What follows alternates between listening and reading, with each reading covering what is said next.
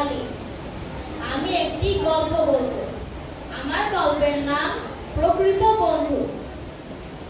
দুই বন্ধু ছিল, দুজনের গলায় গলায় বন্ধুত্ব ছিল।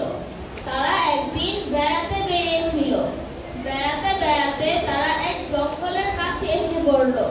আর দুই বন্ধুকে দেখে হঠাৎ একটা ভাল্লুক সেই জঙ্গলটা থেকে বেরিয়ে এলো। দুই বন্ধু ভাল্লুকটাকে দেখে ভয় পেয়ে গেল। দুজনের মধ্যে একজন চটপট একটা গাছে উঠে লুকিয়ে পড়ল। অপর বন্ধুটি গাছে ওঠা জানতো না, ভয় তার প্রাণ শুকিয়ে গেল।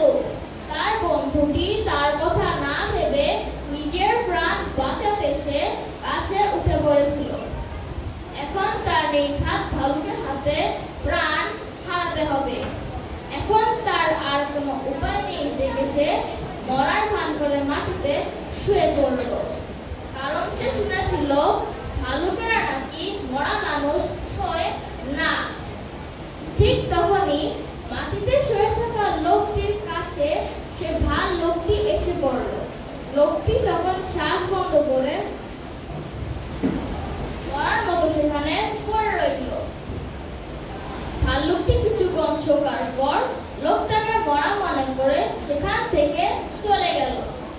ভাল্লুকটি চলে যেতেই যে বন্ধুটি গাছে উঠে লুকিয়েছিল সে গাছ থেকে নেমে এসে বন্ধুটাকে জিজ্ঞাসা করলো, ভাল্লুকটা তোমার কানে কানে কি যেন বলো, কি বলো ভাই? বন্ধুটি চটপট উত্তর দিল। সে বলল, যে বন্ধু তোমাকে বিপদের মুখে ফেলে পালায় তাকে আর কোনোদিন বিশ্বাস করো না, তার সাথে বেড়াতেও বেরিও না। এই গল্প থেকে আমরা শিক্ষা পেলাম বিপদেই প্রকৃত বন্ধুর পরিচয় পাওয়া যায়। ধন্যবাদ সবাইকে।